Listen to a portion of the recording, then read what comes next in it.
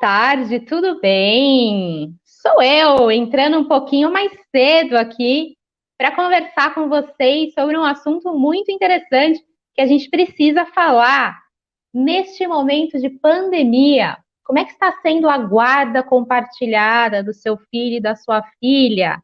Você conhece ex-casais aí que estão tendo problemas com isso? Como agir, não é? Já foram 6 meses aí de quarentena. Com quem ficaram as crianças? Como é que vocês estão fazendo em relação a esse assunto? Me comentem aí. Estou aqui, a gente está aqui aberto a perguntas, a tirar dúvidas, tá? Para falar sobre isso, eu tenho aqui como convidada hoje a advogada Gabriela de Mesquita Soares. Ela é especialista na área de família. Então, já quero dar boas-vindas aí para Gabriela. Obrigada, Gabriela. Boa tarde, obrigada. Imagina, é legal falar sobre isso. A Gabriela que foi quem sugeriu a pauta, né? E a gente tem que abordar todas as questões aí, principalmente quando se trata de criança, né? Agir da melhor forma aí, o que a gente tem falado muito é sobre essa coisa de não voltar à escola, de como interagir com as crianças, de como ensinar as crianças durante a pandemia, e a responsabilidade dobra dos pais. Eu imagino, então, como que é dos pais separados, né, Gabriela? Me dá um Exato. panorama aí do que você tem visto sobre o assunto e a gente vai falando aos pouquinhos sobre ele. Sim, então, como a pandemia veio aí para deixar todo mundo em casa, né? Tem essa problemática com as crianças mesmo, a questão de pais que têm guarda unilateral, que é quando um pai só ou a mãe tem a guarda, e a questão da guarda compartilhada, né? E quando a criança também tem as visitas alternadas. Então, com isso, muitos pais ou mães que têm a guarda querem proteger os filhos e tirar eles da aglomeração e tudo mais, deixar literalmente no isolamento social. Só que aí vem a questão de deixar o genitor ou a genitora interagir também com o filho, né? Mesmo que Uhum. não haja um contato físico, o outro genitor tem que deixar por meio de videoconferência, por meio de ligação, deixar ter a participação do genitor ou da genitora na vida da criança, né? A gente não pode estar suprimindo as visitas totalmente, né? Porque senão a gente acaba entrando até no mérito de alienação parental, que também está sendo muito discutido na pandemia.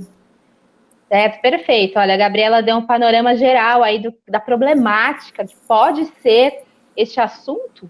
Se o ex-casal se resolve, né? Tem um bate-papo, conversa, é tudo muito mais fácil, né? Mas infelizmente muitos não têm Exato. nem papo, então fica Sim. complicado, né? É o que ela Sim. falou, gente. Na pandemia, antes da pandemia, então, por exemplo, uma guarda compartilhada, a criança ficava um pouco com a mãe, depois ficava um pouco com o pai. Na guarda unilateral, um genitor tem a guarda, mas as visitas, né, são garantidas por lei. Então, no fim de semana, a cada 15 dias, aí cada juiz decide como que é em cada caso. Só que na pandemia não pode essa troca. Agora está normalizando. Agora dá para a gente fazer um pouquinho com mais de segurança. Mas há uns 2, 3 meses atrás era muito complicado você passar de casa para casa, né? Então é isso que a gente está falando, quanto é importante essa conversa em relação a pais separados, né, Gabriela? Alienação parental também é um Sim. termo muito falado. Explica para quem está nos acompanhando o que é alienação parental. Alienação parental é quando um dos genitores, ou até mesmo os dois genitores, eles interferem no psicológico da criança.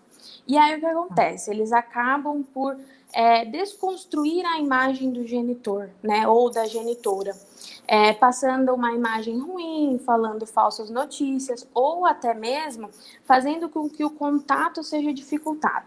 Então, às vezes, não dá notícias de como a criança está na escola, às vezes, não dá notícia se muda de endereço, por que mudou de endereço, para onde foi, como que está a criança, né? E Uhum. aí, quando acontece pelos dois genitores, é quando um fica na orelha da criança falando, seu pai é isso, sua mãe é aquilo, e o outro do outro lado é a mesma coisa, seu pai é isso, sua mãe é aquilo e tal. E a cabeça da criança vai virando uma confusão. Ela está Toda criança quanto adolescente, eles estão numa fase de construção da opinião, né?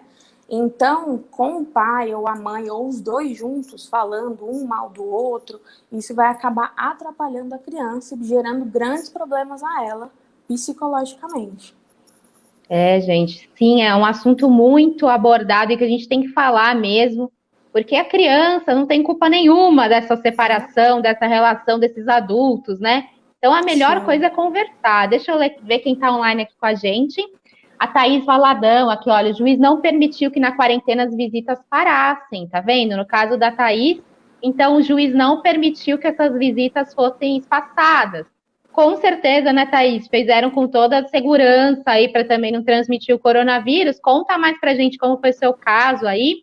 Quem tá aqui também é o Bonaparte Jorge, o Vandão da Barra, ele se Vanda Barra do Turvo em São Paulo, olha, tá todo mundo participando aqui com a gente. Bacana. Se você tem alguma dúvida, é só perguntar. Então, é isso mesmo. No fim das contas, né, Gabriela?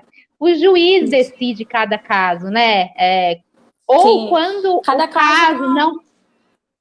Pode falar. Pode falar. É que Quando o caso não cada... vai para a justiça, como é que faz se o acordo é entre o casal só? Então, tudo que a gente preza é pelo acordo entre os genitores, né? Que eles entrem num bom senso. A pandemia agora é uma questão de bom senso, de conversar, entrar num acordo, preservar os interesses da criança. Então, assim, fizeram um acordo, sigam um acordo entre as partes, entendeu? Agora, se não tem diálogo, aí não tem jeito. Aí o Tem que ir judiciário para o tem que juiz. decidir. Tem. Aí o juiz vai analisar, né? Se a criança está correndo risco com as visitas ou não. Se a gente tem de um lado um pai ou uma mãe que sai muito, ou até mesmo um pai ou mãe que trabalha na área da saúde, né?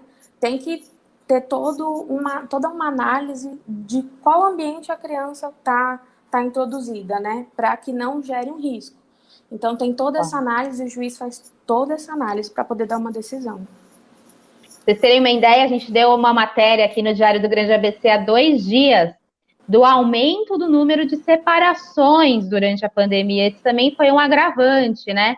Só no Grande ABC, que são as 7 cidades aqui, aumentou 46%. É muita coisa em pouco tempo, né? Segundo os cartórios da região, 46,2%, olha, nos meses de junho e julho de 2020. E aí, quem tem filhos sofre, né? Principalmente as crianças. Então, é tudo conversado. Foi o que a Gabriela falou, é importante, se não tem o diálogo natural entre o pai e a mãe, tem que entrar um juiz mesmo para poder garantir o direito, principalmente das crianças, quem quer que está no meio termo aí.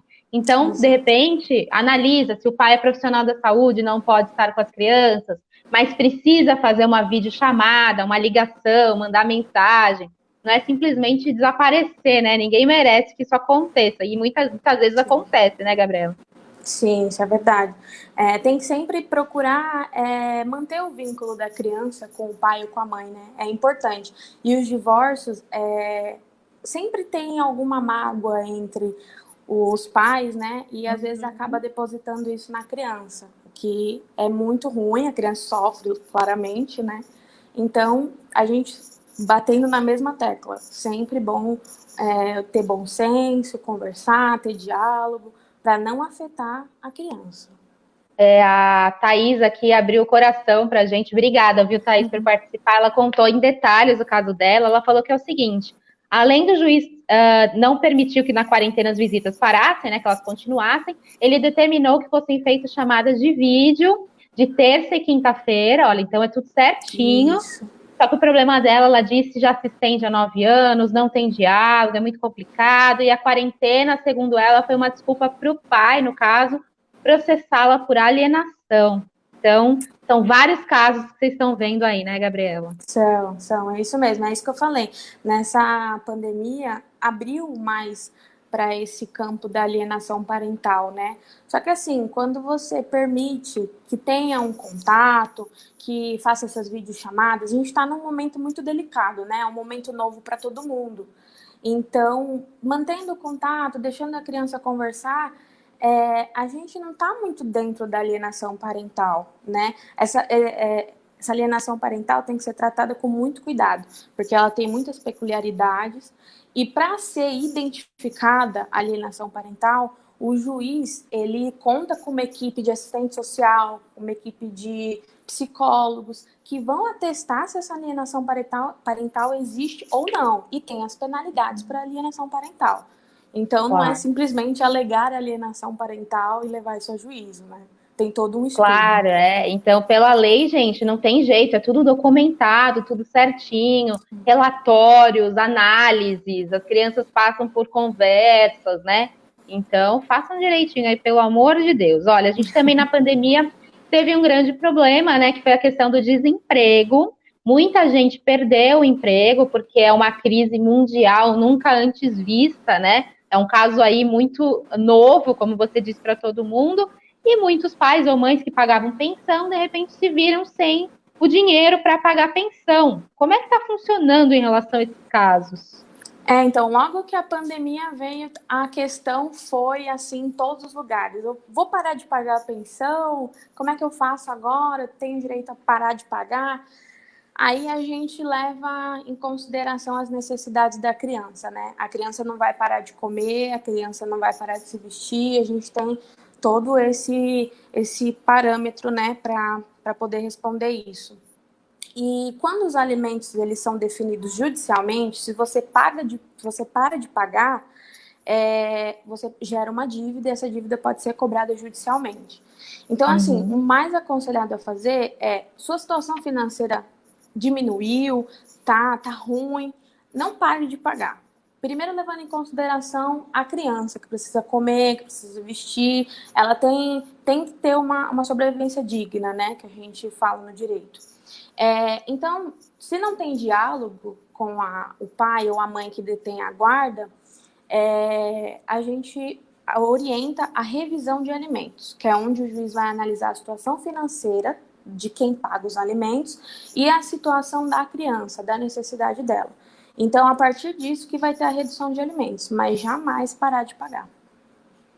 Dá um jeito, né, gente? Pega emprestado, socorre, pede emprestado para um amigo, até esse problema aí da crise melhorar. E já agora a gente já está conseguindo, né, ter um pouco de respiro aí, porque foi o que a Gabriela falou, gente, a criança tem as necessidades. E mais do que nunca, os pais precisam conversar, né? Às vezes você tem uma boa relação, poxa, olha, eu perdi o emprego, a gente consegue conversar sobre isso, o que está precisando, o que não está precisando, né? Isso da parte financeira, alimentação, mas aí entra a parte também de carinho, amor, atenção, e uma parte, Gabriela, que tem se falado muito, que é a responsabilidade pela educação das crianças, né? Já que as escolas fecharam no início da pandemia, essa questão da educação é uma tarefa a mais aí que os pais ganharam. Com pais separados, como é que fica, hein? Então tem essa grande problemática aí, né? Normalmente fica a maioria a cargo de quem detém a guarda, né? Quem tem a guarda da criança que fica mais em cima, cobrando, assistindo às aulas junto. Mas por exemplo, se as visitas não foram suspensas e se a outra parte tem direito às visitas, as visitas continuaram, não custa nada ajudar, né? Acompanhar as aulas com o filho, participar de uma reunião escolar, que é muito importante, não deixar uma reunião escolar só em cima de um genitor, né, a responsabilidade toda em cima daquele, principalmente da guarda compartilhada, que na guarda compartilhada você divide as suas responsabilidades do filho, né, então compareça numa reunião, participe de uma reunião que agora é online, né, participe online, ajude o filho nas tarefas, nem que seja por videochamada, faz uma videochamada com a criança, ajuda na tarefa de casa, né? É muito importante. E não pode se eximir da responsabilidade, né? Exatamente. E filho, gente, é para sempre. Então pensem muito bem, né? Eu sei que é complicado, mas pensem muito bem se você pode criar uma criança. E se você se separar, tenha bom senso, sabe que a criança ela vai precisar do pai e da mãe, independentemente dos novos relacionamentos que as pessoas tiverem. É o pai e a mãe ali que faz a diferença, que tem a responsabilidade, que precisa estar perto, né? Então, muito cuidado aí com o que você for fazer, olha. E para terminar aqui o caso da da Thaís, ela disse que o caso dela foi encaminhado para uma análise técnica. Ela chamou que foi um pesadelo, ela está passando por um pesadelo. Eu imagino, né? Porque você desconfiar aí que você está alienando o filho não deve ser. Entra muito a parte psicológica também, né, Gabriela? O ideal, interessante é que as crianças e os adultos também façam terapia, não é? Sim, sim, ajuda bastante uma terapia. Ainda mais quando passam por um processo de separação dos pais, quando os genitores se divorciam, é até importante para os próprios genitores fazer uma terapia, para não acabar passando para a criança toda essa problemática que ela nem tem culpa, né? Não, então, ela não fica tem bem culpa, difícil. Com certeza. Exato, exatamente. Olha, eu acho que nosso papo ficou por aí, é muito interessante mesmo falar sobre isso. Tem algum outro tema que eu não toquei no assunto que você gostaria de falar sobre a pandemia e a separação? Só sobre você falou que os divórcios aumentaram, né? Tem Sim. Uma grande porcentagem aí. Tem muita gente que ainda tem esse mito sobre o divórcio extrajudicial, que agora é bem mais rápido, né? Um custo menor e dá para fazer no cartório de nota, no tabelião de notas, né? E é feito por escritura pública. Tem alguns requisitos, né? Não pode ter filhos menores, nem incapazes. A mulher não pode estar grávida e as partes têm que estar em comum acordo, né? E tem que constituir advogado também. Muita gente tem dúvida sobre isso. Se o divórcio no cartório não precisa de advogado. Precisa constituir advogado. E aí pode fazer pelo cartório, que aí é bem mais rápido, né? Eu passei por isso, então eu sei bem dizer. Você contrata um advogado e aí, se o casal está de comum acordo, já conversa, vê o que precisa dividir de bens, né? Tudo isso. Tudo anotadinho, certinho. E aí, na certidão de casamento atrás, você faz uma averbação, é isso? De divórcio. Exato. Isso, que é um documento explicando que naquele dia, naquela data, os dois ali estão de comum acordo para separação, para o divórcio. Isso mesmo. Foi em um dia, viu, gente, que toda a parte técnica aconteceu, é muito rápido mesmo. Só a questão de contratar o advogado, que demorou um pouquinho, a conversa, e um dia fomos os dois, assinamos, e é bem estranho, mas é importante fazer, porque tudo isso garante por lei aí os direitos, mesmo que você não tenha filho, né? É importante mostrar para a lei que o casal já não está mais junto, porque senão lá para frente pode dar muito problema, né?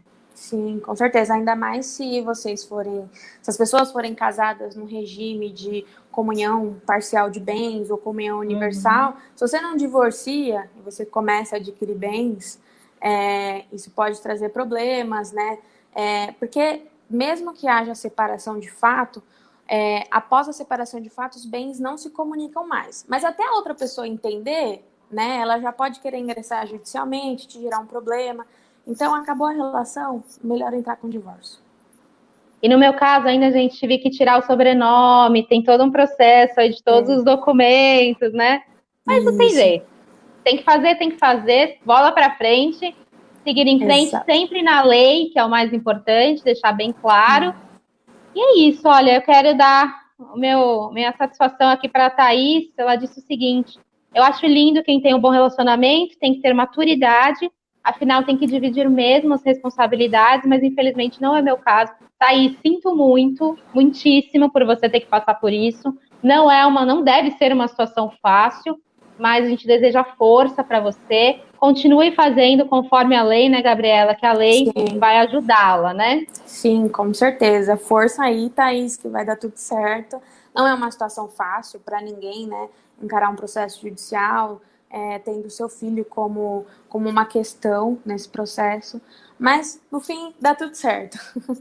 O importante é que o filho fique bem aí, vocês também fiquem bem. Então, a gente deseja de todo o coração. Qualquer dúvida, viu, gente, que vocês ficaram sobre o assunto, é só comentar embaixo aqui na sala de vídeo e também no nosso ao vivo aqui. E dependendo da pergunta, eu posso mandar para a Gabriela responder e a gente te responde também, tá bom? Certo? Perfeito. O importante é ter informação. Com informação, a gente fica mais tranquilo e consegue fazer as coisas da melhor forma. Sim, com certeza, exatamente. Gabriela, obrigada pela conversa, viu? Imagina. Fique a porta do diário também, está sempre aberta para você. Obrigada, eu que agradeço o convite. E você que nos assistiu, obrigada pela audiência. Já sabe, lá por volta de 8h30, 9 horas, eu entro aqui de novo falando o giro de notícias do Grande ABC e também informações sobre o coronavírus. Até mais tarde.